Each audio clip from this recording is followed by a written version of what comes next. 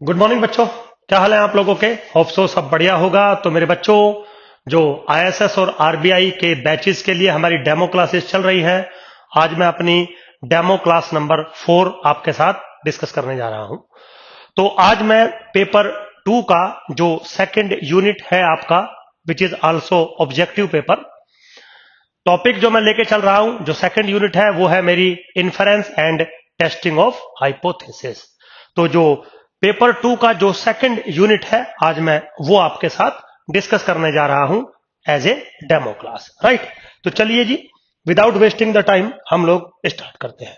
देखिए मेरे बच्चों, मेरा जो टॉपिक है वो है इन्फरेंस। ठीक है, क्या टॉपिक है? इन्फरेंस। अब इन्फ्रेंस होता क्या है, इसमें हम करते क्या है, क्यों बनाया हमने इन्फ्रेंस, क्या डिफरेंस है, किस टाइप का डाटा है, वो सारी बातें हम थोड़ा सा आपके साथ बात करेंगे। देखिए, सबसे पहले तो इन्फ्रेंस के कुछ आप बेसिक एक बार समझ लीजिए। Basic is what sense, inference की क्या क्या कैटेगरीज होती है। इन्फ्रेंस के एक्चुअली दो पार्ट डिसाइड किए जाते हैं, या दो पार्ट में इन्फ्रेंस हमारा डिवाइड होता है। एक है एस्टिमेशन थ्योरी,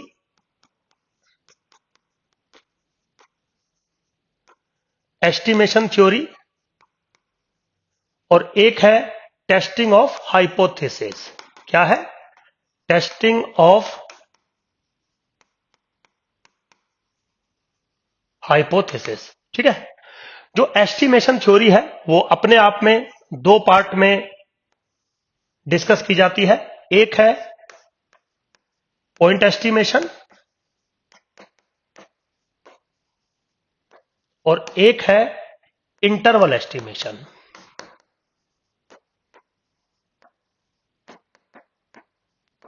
ठीक है जी, बिल्कुल सिंपल। अब जैसा कि मेरा नेचर है, जब तक मैं आपको कॉन्सेप्ट को अच्छे से समझा ना दूं, थोड़ा मन नहीं लगता कि हम इन्फ्रेंस, अगर हम ये सब चीजें पढ़ रहे हैं, point estimation, interval estimation, testing of hypothesis, basically हम करना क्या चाहते हैं या हो क्या रहा है, आपको मैं समझाता हूं। देखिए बच्चों, एक्चुअली जब मैंने क्लास पढ़ाना आपको स्टार्ट किया, या आपने जब खुद से पढ़ना स्टार्ट किया होगा, तो हमने देखा होगा कि स्टैटिस्टिक्स की डेफिनेशन में लिखा है कि it is a scientific study in which we analyse the data. तो डाटा दो टाइप के हुए, फ्रीक्वेंसी डाटा, प्रोबेबिलिस्टिक डाटा। तो हमने पिछली क्लास में प्रोबेबिलिस्टिक डाटा आपके साथ डील किया था, और फिर बात यह आई थी कि उस प्रोबेबिलिस्टिक डाटा को आपको एनालाइज करना था। तो चलिए एक एग्जांपल लेता हूं। मान लीजिए मैं आपसे यह कहता हूं कि x follow suppose Poisson theta. ठीक है, तो जैसे ही मैंने बोला x is a random variable, this follow the Poisson theta, तुरंत आपके माइंड में आ गया होगा, क्योंकि मैं पढ़ा चुका हूं आपको कि this is not a random variable, this is not a population, this is a probabilistic data. आप इसको पॉपुलेशन बोलते हैं, रैंडम वेरिएबल बोलते हैं, मुझे कोई प्रॉब्लम नहीं है। लेकिन स्टैटिस्टिकली एक्चुअली में इसका सिग्निफिकेंस क्या है कि मेरे पास एक प्रोबेबिलिस्टिक डाटा है जिसमें दो चीजें होती हैं, रैंडम वेरिएबल x, यहां पे उसकी वैल्यू है 1 2 3 4 up to dot dot infinity, मतलब काउंटेबली इनफाइनाइट वैल्यूज है। और जो इसका प्रोबेबिलिटी बिहेवियर है px, this is e to the power minus theta, theta to the power x upon x factorial. यहां पे जो x है, या जो x है वो तो वेरिएबल है 1 2 3 अप टू इंफिनिटी। जो थीटा है, इसके बारे में शायद आपने सुना होगा, theta is a number which lies between 0 to infinity, जिसको आप पैरामीटर कहते हैं। पैरामीटर क्या होते हैं?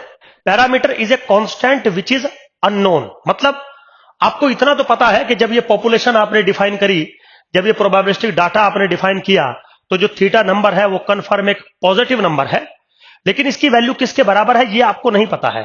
So that's why this is a parameter. लेकिन इतना आपको पता है कि इसकी जो वैल्यू हो सकती है वो क्या हो सकती है, theta belongs to the open interval 0 to infinity. इसको हम कहते हैं पैरामीट्रिक स्पेस। पैरामीट्रिक स्पेस का मतलब होता है collection of all possible values of the parameter. तो पैरामीटर की वैल्यू एक ही होनी है, जो भी होगी मुझे पता नहीं है, लेकिन जो पॉसिबिलिटी हो सकती है, this whole collection is called parametric space. चलिए खैर, ये बहुत बेसिक बातें हैं, है ना। तो आपने एक प्रोबेबिलिस्टिक डाटा बनाया, आप सो कॉल्ड जो भी इसको कहते हो, डजंट मैटर। अब बारी आती है इस डाटा को, इस प्रोबेबिलिस्टिक डाटा को एनालाइज करने की। तो एनालाइज करने में मैंने कुछ बातें आपसे कही होंगी। क्या क्या बातें कही होंगी कि देखो बेटा, सबसे पहले आप इसकी सेंट्रल वैल्यू निकालेंगे। तो इसकी सेंट्रल वैल्यू अगर निकालेंगे तो एक्सपेक्टेशन ऑफ एक्स निकालेंगे, जो बराबर आएगा थीटा के। सपोज आपने बोला सुधीर सर मैं वेरिएंस भी निकालूंगा, जो कि बराबर अगेन आएगा थीटा के। फिर आपने बोला सुधीर सर मैं स्क्यूनेस निकालूंगा, सपोज बीटा 1 से। कुर्टोसिस निकालूंगा सपोज बीटा 2 से। तो बीटा 1 जो भी आएगा, आप समझ गए, उसमें गारंटी होगी वो कंफर्म एक फंक्शन ऑफ थीटा होगा। बीटा 2 जो भी आएगा कंफर्म वो अनदर फंक्शन ऑफ थीटा होगा। बेसिकली एक्सपेक्टेशन ऑफ एक्स भी तो फंक्शन ऑफ थीटा ही है, वेरिएंस ऑफ एक्स भी तो फंक्शन ऑफ थीटा ही है। तो जो बीटा 1 बीटा 2 भी आएंगे वो क्या आएंगे डजंट मैटर, लेकिन कंफर्म उनके अंदर थीटा इन्वॉल्व होगा। हो सकता है theta square by 2, log theta, sine theta plus cot theta, doesn't matter. लेकिन जो भी एनालाइजेशन की 4 बातें थी, आपने गौर से चीज को देखा और आपने बोला कि सुधीर सर अगर आप इस प्रोबेबिलिस्टिक डाटा को एनालाइज करना चाहते हो तो आपको थीटा चाहिए, क्योंकि इसमें भी थीटा है, इसमें भी थीटा है, यहां भी थीटा है, यहां भी थीटा है। तो अगर आपको थीटा पता चल जाता है तो आप इस पूरी पॉपुलेशन को या प्रोबेबिलिस्टिक डाटा को एनालाइज कर सकते हो। ठीक, तो सवाल आया थीटा बता दीजिए, हम सारा एनालाइजेशन आपको बता देंगे। लेकिन प्रॉब्लम यह है कि आप कभी भी थीटा बता नहीं सकते। क्यों? क्योंकि थीटा बताने के लिए आपके पास इंफॉर्मेशन ऑब्जर्व होनी चाहिए, वो है नहीं, क्योंकि इंफॉर्मेशन है प्रोबेबिलिस्टिक, एस्टिमेटेड, एक्सपेक्टेड। तो यहां पे थीटा नहीं बता सकते, तो अगला सवाल यह आएगा कि चलो भाई आप थीटा मत बताइए, थीटा नहीं बता सकते, तो क्या आप थीटा के बारे में कुछ अनुमान लगा सकते हो? अनुमान लगाना मतलब एस्टिमेशन थ्योरी, मतलब आपको थीटा की अप्रोक्सीमेट वैल्यू बतानी है। But point to be noted, theta की जो आप अप्रोक्सीमेटेड वैल्यू बताएंगे, एस्टिमेटेड वैल्यू बताएंगे, वो रैंडमली कुछ भी नहीं होती, हो सकती वो आपको एक साइंटिफिक मैनर से डेवलप करनी पड़ेगी। आप समझिए बात को। तो क्या हुआ, हमने एक थ्योरी डेवलप करी जिसका नाम हो गया इन्फेरेंस। क्यों डेवलप करी? क्योंकि जितने भी प्रोबेबिलिस्टिक डाटा थे उनको एनालाइज करने के लिए कुछ अननोन कांस्टेंट्स की हमें नीड बनी, जिनको हम पैरामीटर कहते हैं। पैरामीटर हम फाइंड नहीं कर सकते, तो पैरामीटर को हम एस्टिमेट करने की हमने कोशिश करी। ठीक, तो इन्फ्रेंस में 2 बातें चलेंगी।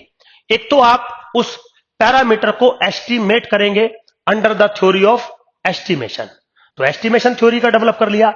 एस्टिमेशन 2 टाइप के होते हैं, पॉइंट एस्टिमेशन और इंटरवल एस्टिमेशन। शायद आपने ये सब चीजें बहुत बेसिक है, ये मेरे बच्चों पढ़ी होंगी। फिर आता है कि जब आप एस्टिमेशन कर लेंगे, तो सपोज आपने कोई अनुमान लगा लिया, तो वो अनुमान सही है या गलत, ये आपको चेक करना होगा। ऑब्वियसली बात है, आपने जो अनुमान लगाया क्या ये परम सत्य है कि वो एक्सेप्ट कर लिया जाएगा, या ये परम सत्य है कि वो बिल्कुल ठीक है, ऐसा जरूरी नहीं है।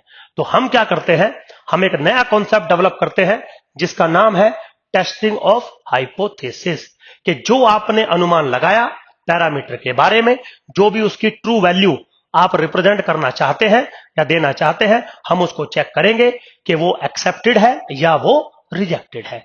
एक्सेप्टेड मतलब आपने जो अनुमान लगाया वो ठीक है, या रिजेक्टेड मतलब जो आपने जो अनुमान लगाया वो गलत है। Now this whole scenario is nothing but your unit, your paper, inference. बिल्कुल सिंपल है। तो कहां से स्टार्ट होगा? यहां से स्टार्ट होगा, फिर हम यहां पे जाएंगे और फिर हम यहां पे जाएंगे, पूरा पेपर मेरा खत्म। अब ऑब्वियसली बात है, डेमो क्लास में सब जगह तो मैं जा नहीं सकता, तो मैं यहां से स्टार्ट करता हूं आपके लिए। बिल्कुल सिंपल, देखिए कैसे। सबसे पहले तो जैसे हमने बोला कि भाई मान लीजिए एक पॉपुलेशन है मेरे पास, X follow some population with parameter theta. तो मैं कोई पॉपुलेशन का नाम नहीं लिख रहा हूं कि भाई ये पॉइजन है, एक्सपोनेंशियल है, बीटा गामा, मैं कुछ नहीं लिख रहा। बस सिंपली मान के चल रहा हूं कि मेरे पास एक प्रोबेबिलिस्टिक डाटा है जिसको आप सो कॉल्ड पॉपुलेशन भी कहते हैं। तो आपके दिमाग में आ गया होगा कि सुधीर सर आपके पास एक प्रोबेबिलिस्टिक डाटा है जिसको आपको एनालाइज करना है। एनालाइज करते टाइम आपको थीटा चाहिए, थीटा आप नहीं फाइंड कर सकते, तो आप थीटा को एस्टिमेट करना चाहते हो ओवर सम पैरामीट्रिक स्पेस। तो मान लीजिए कि theta belongs to capital theta, तो capital theta is what your parametric space. अब बात यह आती है कि सर थीटा के बारे में अनुमान अगर आपको लगाना है, मतलब if you are required to estimate theta, तो आप कैसे एस्टिमेट करोगे थीटा को। मैंने बोला बेटा देखो एक काम कर लो, आप ये जो पॉपुलेशन दे रखी है आपको, ये जो प्रोबेबिलिस्टिक डाटा दे रखा है आपको, यहां से आप एक कुछ एन ऑब्जर्वेशंस का सैंपल ले लीजिए बाय स्पेसिफिक सैंपलिंग थ्योरी। अब मैंने टर्म इस्तेमाल किया है स्पेसिफिक सैंपलिंग थ्योरी, क्योंकि सैंपलिंग थ्योरी तो बहुत बड़ी है, बहुत सारे टाइप की सैंपलिंग है, तो हम आपको बताएंगे कि आपको कौन सी थ्योरी से सैंपल लेना है। आप एक सैंपल ले लीजिए, उसके बेसिस पर हम इस थीटा के बारे में अनुमान लगा सकते हैं। चलो जी ठीक है। तो क्या आप ऐसा कर सकते हैं कि बस पॉपुलेशन से आपने सैंपल लिया और सैंपल को देखा, वाओ मस्त लग रहा है, थीटा इज दिस वन? नहीं, नेवर। आपको उन सैंपल ऑब्जर्वेशन का किसी फंक्शनल मैनर के अंदर यूज करना पड़ेगा, तब जाके थीटा एस्टिमेट होगा। अब वो क्या फंक्शनल मैनर बनेगा वो अभी नहीं बता सकता, वो मेरी थ्योरी वर्क करेगी अभी। लेकिन इतना बता सकता हूं कि जो भी आप एस्टिमेशन लगाना चाहते हैं उसके लिए आपको एक सैंपल चाहिए, उसका फंक्शनल फॉर्मेट आपको चाहिए, जिसके बेसिस पर आप थीटा को एस्टिमेट करेंगे। चलिए कोई बात नहीं। अब अगर यहां से हम थोड़ा आगे चलें और सैंपल के बारे में बात करें, तो ज्यादा डीप डिस्कशन सैंपलिंग के बारे में नहीं कर रहा हूं, क्योंकि वो मैं जब सैंपलिंग का आपको डेमो दूंगा तो उसमें मैं आपको समझाऊंगा।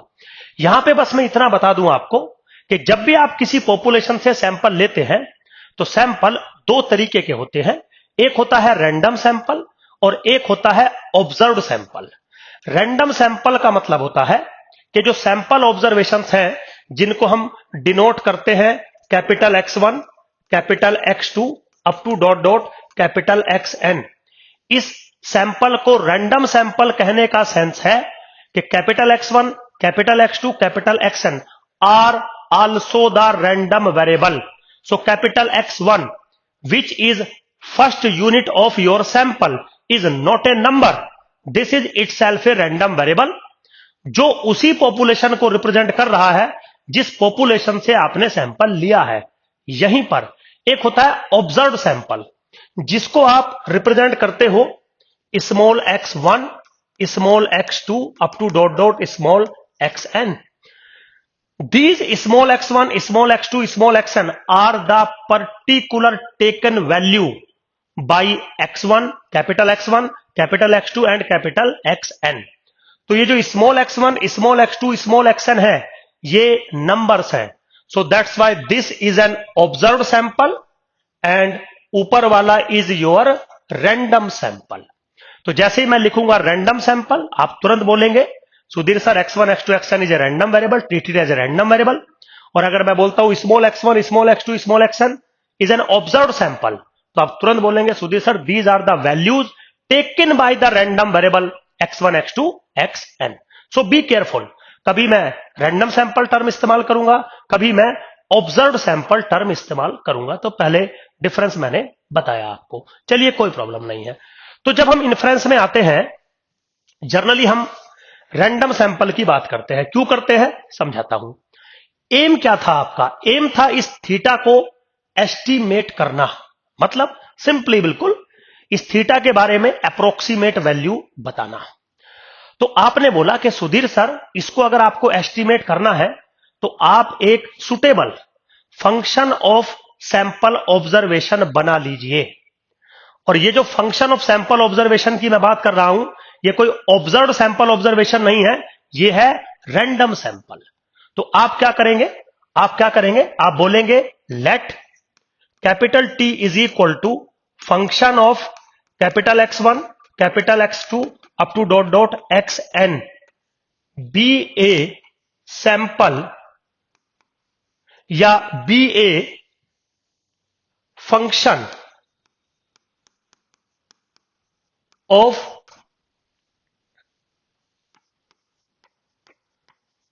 रैंडम सैंपल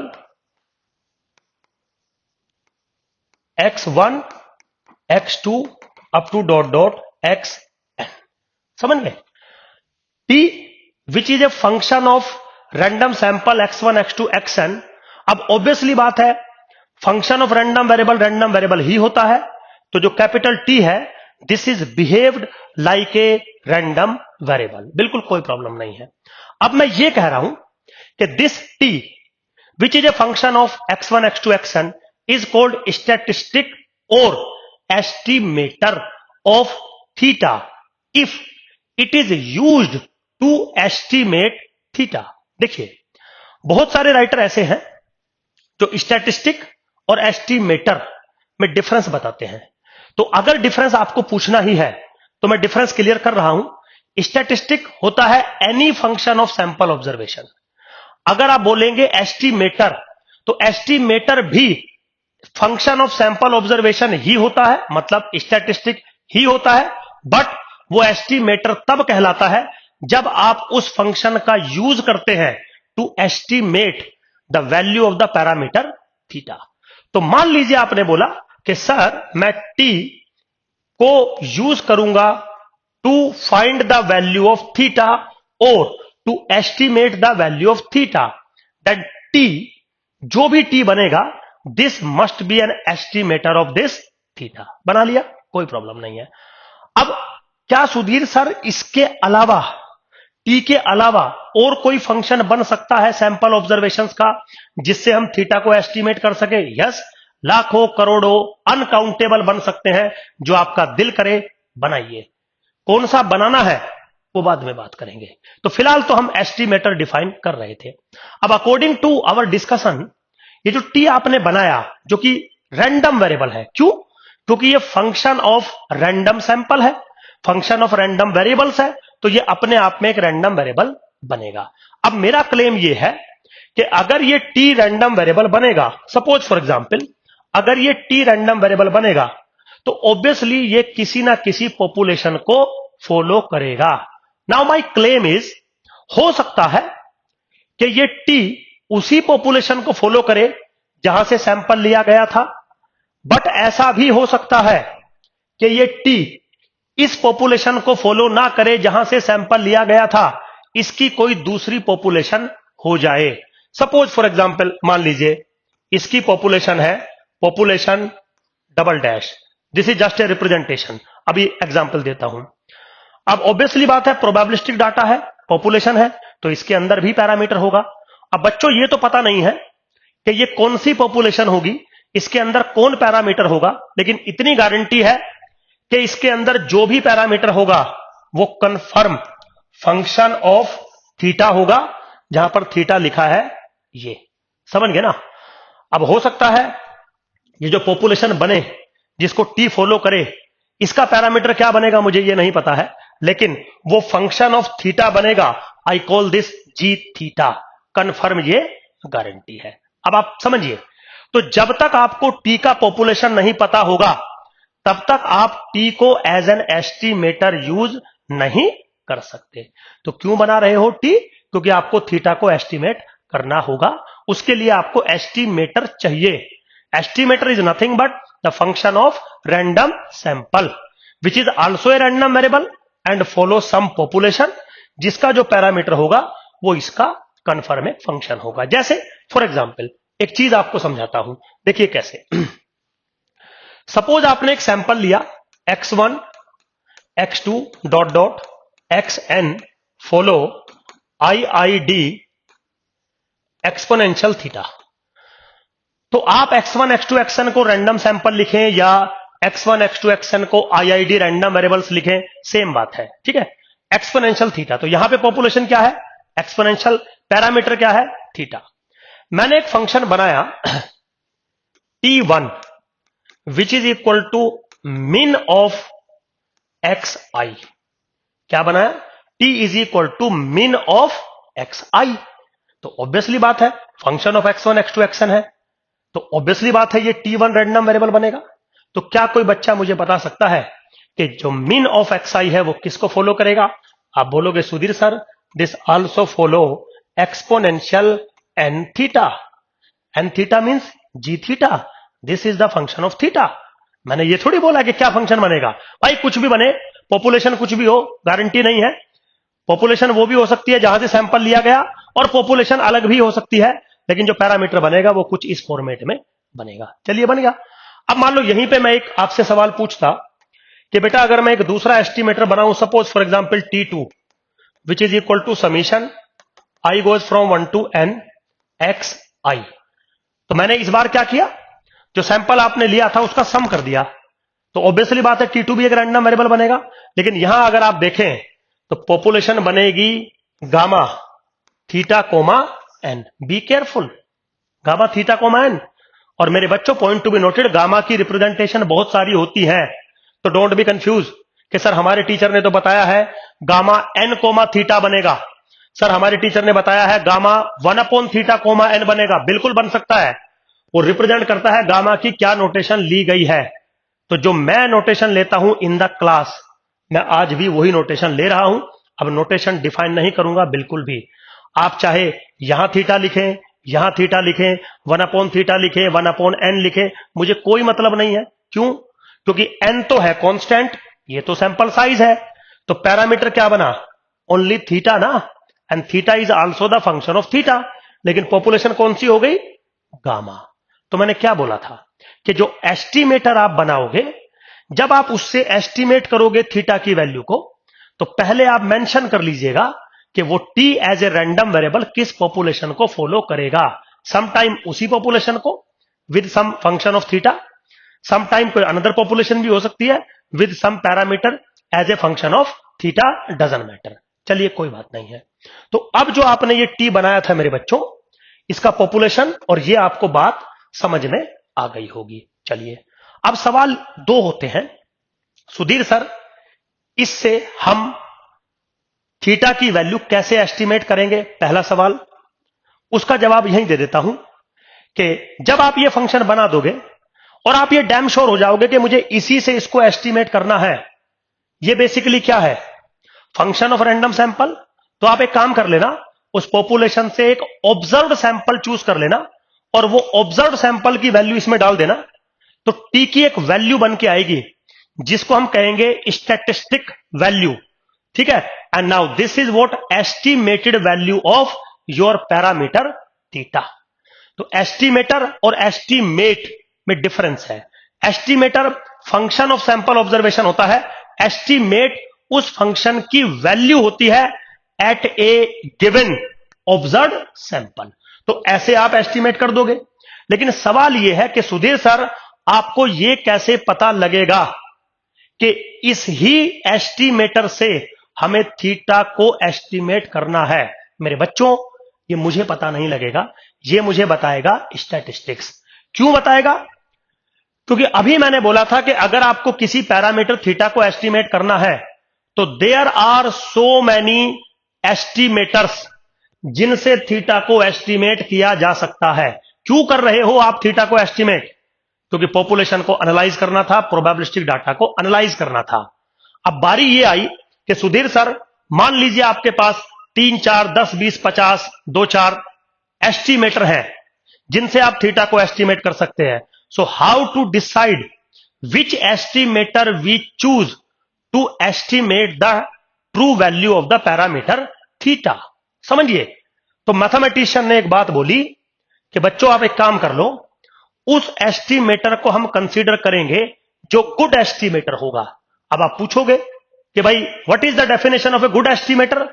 तो मैथमेटिशियन ने कुछ बातें बोली और उन्होंने बोला कि गुड एस्टिमेटर का मतलब होता है, या क्राइटेरिया ऑफ गुड एस्टिमेटर हमने आपको दिए हैं कि कोई भी एस्टिमेटर अगर इन क्राइटेरियाज को सेटिस्फाई करेगा वो अच्छा माना जाएगा, आप उसको चूज कर सकते हैं. तो मेरे बच्चों टॉपिक आ गया criteria of a good estimator. सबसे पहला unbiased, second consistent, now third efficient, now fourth sufficient. ठीक है. तो वो कहता है कि आप वो एस्टीमेटर चूज करना जिसके अंदर ये चारों क्वालिटी हो। वो अनबायस होना चाहिए, वो कंसिस्टेंट होना चाहिए, वो एफिशिएंट होना चाहिए, वो सफिशिएंट होना चाहिए। डीपली डिस्कशन बिल्कुल नहीं कर रहा हूं क्योंकि डेमो है, सिर्फ समझा रहा हूं, ठीक है। अब कोई बच्चा बोलेगा कि सर मान लीजिए चारों कैरेक्टरिस्टिक किसी भी एस्टीमेटर में नहीं है। हां तो बेटा कोई बात नहीं, चूज जिसके अंदर 3 कैरेक्टरिस्टिक है, सपोज फॉर एग्जांपल, समझ गए। तो चारों तो किसी में भी नहीं है तो चारों मिलेंगी नहीं। लेकिन सर सपोज मान लीजिए एक ऐसा एस्टीमेटर है जिसके अंदर ये बिल्कुल नहीं है, सपोज फॉर एग्जांपल, और 3 है कुछ एस्टीमेटर्स में, तो बेटा ठीक है, जिसके अंदर 3 है वो ले लो। सुधीर सर अगर 2 एस्टीमेटर्स में तीनों हो, किसी को भी ले लो, कोई फर्क नहीं पड़ता। अच्छा सुधीर सर अगर ऐसा हो, सपोज फॉर एग्जांपल कैसा हो कि 2 एस्टीमेटर हैं, T1 और T2, लेकिन जो T1 है सपोज उसके अंदर तो ये तीनों कैरेक्टरिस्टिक है, और जो T2 है उसके अंदर ये तीनों कैरेक्टरिस्टिक है, सेकंड, थर्ड और फोर्थ। सर अब कैसे डिसीजन लेंगे?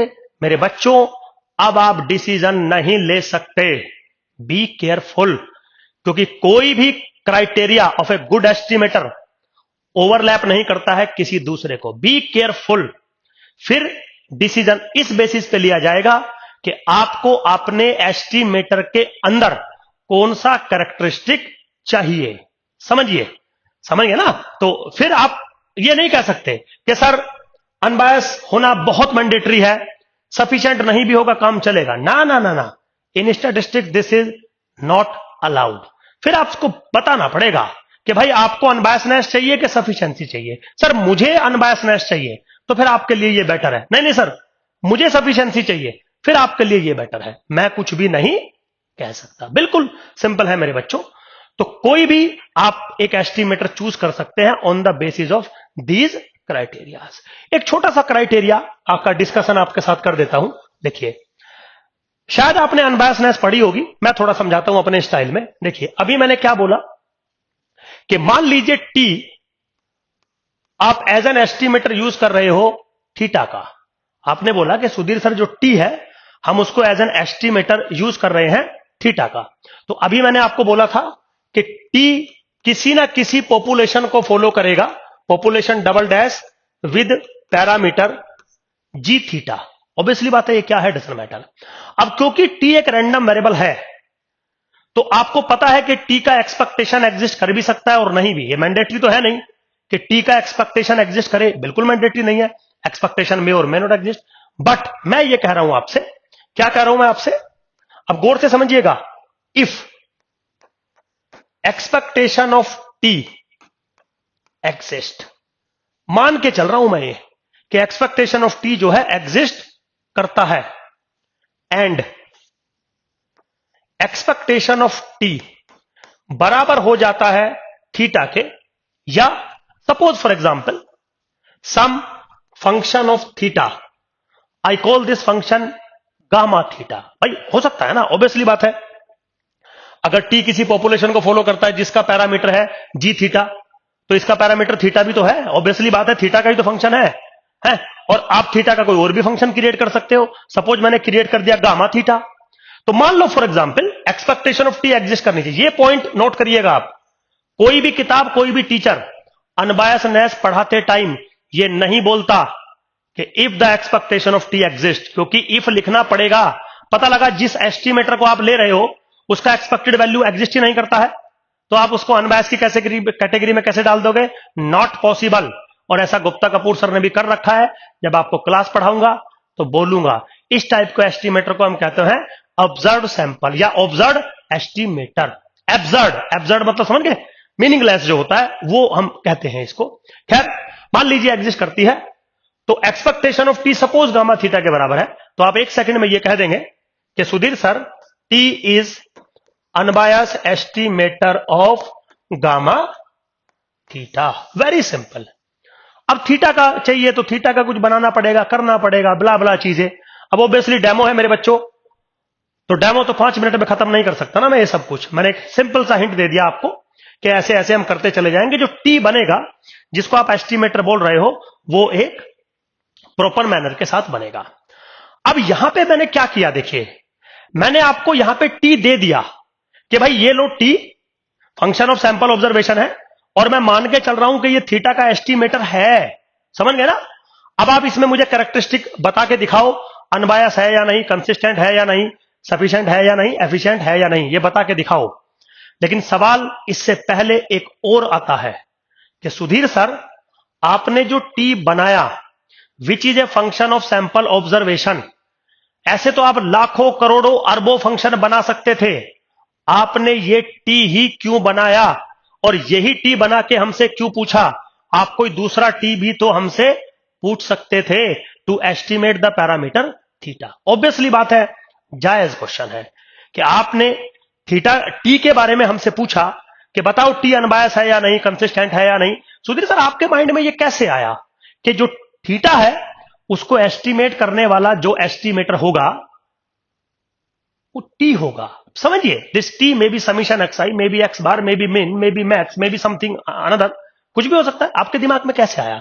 अब रैंडमली तो मेरे दिमाग में नहीं आ सकता ना, हिट एंड ट्रायल तो मैं मार नहीं सकता ना, क्योंकि साइंस का सब्जेक्ट है, साइंटिफिकली मुझे एक्सप्लेन करना पड़ेगा। तो मैथमेटिशियन ने कुछ रूल्स डिफाइंड करे to develop the estimator of, या to develop the estimator of some parameter. समझ गए कि भाई अगर आपको कोई पॉपुलेशन दे दी जाए, कोई प्रोबेबिलिस्टिक डाटा दे दिया जाए, उसका पैरामीटर है थीटा सपोज फॉर एग्जांपल, तो आप किस अप्रोच के थ्रू उसका थीटा का एस्टिमेटर बना सकते हो? जब बना लोगे ना टी, तब पूछना कि ये अनबायस है या नहीं, कंसिस्टेंट है या नहीं, सफिशिएंट है या नहीं। ऐसे हिट एंड ट्रायल मत मारना कि कुछ भी फंक्शन बोला बना दिया बनाओ जी, कुछ भी फंक्शन बना दिया बनाओ बताओ जी क्या है, नहीं। आप प्रॉपर साइंटिफिक मैनर में बनाना, और वो जो प्रॉपर मैनर है वो मेरे बच्चों बहुत सारे हैं, बट हम यहां 4 डिस्कस करेंगे। सबसे पहला है एमएलई, नाम सुना होगा, मैक्सिमम लाइक्लीहुड एस्टिमेटर। मींस ये एक टेक्निक है, ऑब्वियसली नाम लेते ही आप समझ गए होंगे। अब मैं यहां एमएलई नहीं पढ़ाने वाला हूं आपको, वो मैं क्लास में पढ़ाऊंगा, बट ये एक टेक्निक है जिससे आप थीटा का एस्टिमेटर बता सकते हैं। दूसरा है method of movement estimator, MOME, पढ़ा होगा आपने MOME, method of movement estimator. क्या करते हैं, क्या टेक्निक है, वो बाद की बात है। थर्ड है OLS technique, principle of least square estimation theory, ordinary least square estimation technique. ये भी बिल्कुल इन्फ्रेंस में यूज होती है, बहुत जगह यूज होती है, इकोनोमेट्रिक्स में तो सारा ये यूज होता है। फोर्थ है मेथड ऑफ मिनिमम का स्क्वायर। और ऐसा नहीं है मेरे बच्चों कि सिर्फ यही 4 टेक्निक है, और बहुत सारी टेक्निक हमारे पास बच गई, लेकिन जो सबसे फेमस है वो ये टेक्निक्स है। तो इन टेक्निक से हम क्या करने वाले हैं, हमें कोई स्पेसिफिक टेक्निक दी जाएगी और बोला जाएगा कि इस टेक्निक से आप एस्टिमेटर बनाइए, और फिर जो एस्टिमेटर बनेगा उसमें कैरेक्टरिस्टिक बताइए कौन कौन सी है। तो ऐसा हो सकता है कि 2 डिफरेंट या 3 या 4 से कभी कभी एक ही एस्टिमेटर बन के आ जाता है, अच्छी बात है, लेकिन कभी कभी डिफरेंट बन के भी आ सकते हैं। हो सकता है MLE से कोई और एस्टिमेटर आए, MOME से कोई और एस्टिमेटर आए, बाकी 2 से कोई और एस्टिमेटर आए, बिल्कुल ऐसा पॉसिबल है मेरे बच्चों, समझ गए? तो फिर आपसे पूछा जाएगा भाई अब इनको चेक करो और देखो तुम्हें क्या चाहिए। तो ये था पॉइंट एस्टिमेशन। अब मैं इसको पॉइंट एस्टिमेशन क्यों बोल रहा हूं, क्योंकि कोई भी टेक्निक अगर आप यहां लगाएंगे, उस टेक्निक से आपको टी मिलेगा विच is a function of sample observation. जैसे ही आप ऑब्जर्व सैंपल उसमें डालोगे, आपको टी की एक पर्टिकुलर वैल्यू मिल जाएगी, सपोज टी स्टार, तो वो तो एस्टिमेटेड वैल्यू है। आपको क्या मिला, थीटा के कोरस्पॉन्डिंग एस्टिमेटेड एक पर्टिकुलर वैल्यू मिली आपको। So that's why this estimation theory is called point estimation. मैं आपको एक पॉइंट दूंगा, मैं आपको एक पॉइंट बताऊंगा जिससे आप थीटा को एस्टिमेट करेंगे। बिल्कुल सिंपल है। थोड़ा आगे चलते हैं, देखिए। हो सकता है आपसे कभी पूछा जाए कि भाई इंटरवल एस्टिमेशन बताइए, तो मैं ज्यादा डीप डिस्कशन नहीं कर रहा हूं क्योंकि सिंपल डेमो है, लेकिन एक चीज बता देता हूं कि आपका जो पॉइंट एस्टिमेटर है वो एक पर्टिकुलर केस है इंटरवल एस्टिमेशन का। अब इंटरवल एस्टिमेशन क्या होते हैं वो मैं आपको समझा देता हूं। इंटरवल एस्टिमेशन में आपने देखिए बहुत सारी बातें देखी होंगी। कभी कभी आप एक इंटरवल परफॉर्म कर देते हैं। जैसे फॉर एग्जांपल मैं आपसे पूछूं इंडियन बॉयज की एवरेज हाइट बताओ, आपने बोला Sudhir sir 5 foot 7 inch. So this is estimated value 5 foot 7 inch, this is a number, बात खत्म। मैंने बोला यार थोड़ा सा इंडियन बॉयज की एवरेज हाइट बताओ। सुधीर सर देखो एग्जैक्ट तो मैं नहीं बताना चाहूंगा, लेकिन 5 फुट 5 इंच से लेके 5 फुट 8 इंच के बीच में कहीं बिलोंग कर जाएगा। Are you 100% sure? नहीं सर 100% तो नहीं, बाहर हो भी सकता है, मैं गलत हो सकता हूं, but I am 80% sure, I am 90% sure. अब इस 80% श्योर 90% श्योर का मीनिंग क्या है वो हम क्लास में डिस्कस करेंगे, वो अलग बात है। लेकिन आप ऐसे कुछ बताओगे ना, नहीं सर मैं 100% श्योर का मतलब समझते हो आप? जो आपने कहा है बिल्कुल वही होना चाहिए, ऐसा पॉसिबल नहीं है। तो आपकी जो परसेंटेज ऑफ श्योरिटी है वो थोड़ी कम हो जाती है। इसीलिए आपने देखा होगा जब आप इंटरवल एस्टिमेशन कर रहे होते हैं तो लिखा होता है कुछ ऐसे। क्या लिखा होता है? Find 1 minus alpha into 100% confidence interval for theta, जहां पे अल्फा जो होता है दिस लाइज बिटवीन 0 to 1। समझ गए? मैं बिल्कुल 100% कॉन्फिडेंस की बात कर सकता हूं, 0% कॉन्फिडेंस की बात कर सकता हूं। ये जो अल्फा है ये वही अल्फा है जो बहुत फेमस है, level of significance, size of critical reason, probability of type 1 error, ये वही है। वो बाद में लिंक करेंगे जब क्लास पढ़ेंगे, आज तो डेमो है। तो जब भी आप कोई इंटरवल एस्टिमेशन की बात करते हैं, इंटरवल एस्टिमेशन की बात करते हैं जो कॉन्फिडेंस इंटरवल है, तो उसमें हमेशा कॉन्फिडेंस दिया जाता है जिसको हम रिप्रेजेंट करते हैं कुछ ऐसे। अब इसका मीनिंग क्या होता है वो मैं समझाता हूं। इस पूरे प्रोसेस को बनाने के लिए हमें क्या करना पड़ता है? हमें 2 एस्टिमेटर बनाने पड़ते हैं, थीटा 1 हैट, थीटा 2 हैट। किसके? थीटा के। सो बी केयरफुल, थीटा एक पैरामीटर है, थीटा 1 हैट एक एस्टिमेटर है, मतलब फंक्शन ऑफ सैंपल ऑब्जर्वेशन है, थीटा 2 हैट एक another function of sample observation है। लेकिन ये दोनों कुछ इस तरीके से है सच दैट कि थीटा 1 हैट की value confirm less than equal to होगी थीटा 2 हैट से फॉर ऑल सैंपल्स। ये पॉइंट समझिएगा, किसी टीचर ने आपको नहीं समझाई होंगी ये सारी चीजें, और वो तो डेमो है तो मैं थोड़ा फास्ट चल रहा हूं। जब बिल्कुल स्लो चलूंगा तो हर एक चीज आपके दिमाग में जाएगी।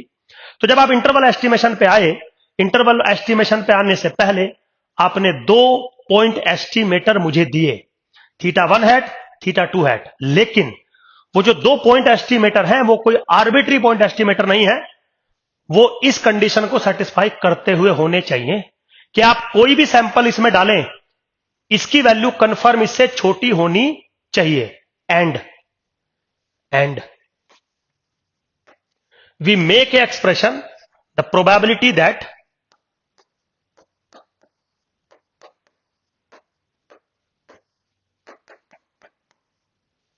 समझ गए? इसको रीड कैसे करते हैं बाद में बात करेंगे, लेकिन इसको रीड ऐसे मत कर देना। अगर आपसे पूछूं, मैं पूछूंगा आपसे क्लास में कि बेटा दिस इज व्हाट, और आप बोलो Sudhir sir this is the probability that theta lies between theta 1 hat to theta 2 hat is 1 minus alpha. No, this is not the meaning of this expression, this is something different. ये twist है, class के अंदर discuss करेंगे। तो अगर आप ऐसा expression create कर देते हैं, सपोज फॉर एग्जाम्पल आप एक ऐसा एक्सप्रेशन क्रिएट कर देते हैं, तो मैं क्या बोलूंगा? मैं बोलूंगा कि theta 1 hat comma theta 2 hat is 1 minus alpha into 100% confidence interval for theta. That's it. Now this is your interval estimation with some confidence. चलिए कोई बात नहीं। तो अब क्या हुआ मेरे बच्चों, आपने पॉइंट एस्टिमेशन कर दिया, इंटरवल एस्टिमेशन कर दिया। तो अब चलो फिर से पॉइंट एस्टिमेशन पे आते हैं, क्योंकि इंटरवल एस्टिमेशन का कोई गुड क्राइटेरिया नहीं होता कि अनबायस है, एफिशिएंट है, सफिशिएंट है, कुछ नहीं होता। समझ गए? वो इंटरवल एस्टिमेशन, इसका एक क्राइटेरिया होता है ऑप्टिमम लेंथ, वो बाद में बात करेंगे कभी। चलिए कोई बात नहीं। तो अब यहां पे एक छोटी सी बात बनी कि सर जब आप किसी पैरामीटर थीटा को पॉइंट वाइज एस्टिमेट करोगे और हमें बोलेंगे कि थीटा की वैल्यू इतनी है, सपोज फॉर एग्जाम्पल, तो सर हम क्या उसको चेक ना करें? हम तो चेक करेंगे ना। तो आपने मुझे बोल दिया सुधीर सर, आपने मुझे बोल दिया कि मैं एक हाइपोथेसिस सेट करके दे रहा हूं। क्या बोल रहा हूं कि suppose x follow Poisson theta, और बच्चों देखो सुधीर सर ने पूरा अपना दिमाग लगा दिया और सुधीर सर ने बोला कि थीटा की वैल्यू है 5 suppose. So this is nothing but the null hypothesis. क्या होती है नल हाइपोथेसिस बाद में देखेंगे जब क्लास चलेगी, लेकिन आप ऐसे सेट करते हैं। फिर इसके अगेंस्ट में कुछ बोलोगे H1, बहुत सारी चीजें आप बोल सकते हैं, 1 tail 2 tail left tail doesn't matter. मान लो आपने बोला सुधीर सर नहीं नहीं theta is not equal to 5, तो फिर आपके और मेरे बीच में चेकिंग चलेगी। एक स्टैंडर्ड प्रोसेस है टेस्टिंग ऑफ हाइपोथेसिस का। दो अप्रोच है, इंटरवल अप्रोच और टेस्ट स्टैटिस्टिक्स अप्रोच। दोनों लगेंगी, दोनों में से कोई भी एक लगा दीजिए, अल्फा वैल्यू पे लगा दीजिए, पी वैल्यू पे लगा दीजिए, वो थ्योरी का पार्ट है। और हम एक डिसीजन पे पहुंचेंगे कि सुधीर सर जो आपने एस्टिमेट करके मुझे थीटा दिया था, जो true value of the parameter आपने सजेस्ट की थी, वो एक्सेप्टेड है या वो रिजेक्टेड है। और ऐसा हो सकता है कि सपोज इसको मैं रिजेक्ट कर दूं, जबकि ये ट्रू था, सच था, एक्सेप्टेड होना चाहिए था, मैंने रिजेक्ट कर दिया। बिल्कुल दिस इज पॉसिबल, भगवान नहीं है हम, एरर हो सकती है। This is nothing but type 1 error, और उसका प्रोबेबिलिस्टिक मेजरमेंट है अल्फा। सिमिलरली टाइप 2 एरर भी हो सकती है भाई, जैसे reject H0 when H0 is true, ऐसे ही accept H0 when H1 is true या H0 इज फॉल्स, तो ये भी एरर है। This is type 2 error. तो बहुत सारी बातें हम लोग करेंगे। तो आज मैंने बस 1 घंटे की क्लास में एक डेमो में आपको यह समझाने की कोशिश करी कि इन्फ्रेंस क्या होता है, क्यों करते हैं, क्यों पॉइंट एस्टिमेटर होता है, क्यों इंटरवल एस्टिमेशन होता है, क्यों टेस्टिंग ऑफ हाइपोथेसिस होती है, क्यों आप MLE पढ़ते हो, MOME पढ़ते हो, या इन्फ्रेंस में जो भी आप काम करते हैं वो क्यों किया जाता है। मेरे बच्चों सब कुछ बहुत सिंपल है, बस पॉइंट यह है कि आप कितना अच्छे से पढ़ना चाहते हैं, समझना चाहते हैं, और कितना आप टाइम अपनी पढ़ाई को मेरे लिए देना चाहते हो। देखिए बात यह नहीं है कि सुधीर सर आप कैसा समझाते हो, सुधीर सर मस्त समझाते हैं, 15-20 साल से सुधीर सर यही काम कर रहे हैं, लेकिन तुम कैसा समझते हो, तुम कितना डेडिकेशन देते हो, तुम कितना क्लास में मेरे साथ कम्युनिकेशन करते हो। मैं कई बार बच्चों को बोलता हूं कि देखो बेटा अब समय चेंज हो गया, अब हमें भी अपने आप को चेंज करना पड़ रहा है। नहीं तो हमने कभी ऑनलाइन पढ़ाना भी पसंद नहीं किया। पहले 4 साल जब दुनिया ने ऑनलाइन शुरू किया, हमने नहीं हम ऑफलाइन ही पढ़ाएंगे। लेकिन अब बच्चा बहुत अनकंफर्टेबल है। लेकिन सजेस्ट करूंगा, अगर वाकई में आप IAS बनना चाहते हो और आप डेडिकेटेडली 1 साल देना चाहते हो, तो प्लीज ऑफलाइन बैच में आइए। भाई सेम ही फीस है मेरी, तो उतनी ऑनलाइन है उतनी ऑफलाइन है। ऑफलाइन आइए और तब देखिए आपका कितना माइंड कैच करता है चीजों को। चलिए खैर वो आपका डिसीजन है मेरे बच्चों, उसमें मैं इंटरफेयर नहीं करूंगा। तो होप सो मेरे बच्चों आपको मेरा ये क्लास थोड़ा अच्छा लगा होगा। बिल्कुल अगर अच्छा लगा है तो आप जब डेमो देखें यूट्यूब पे थोड़ा कमेंट कर दीजिएगा। Thank you very much, bye.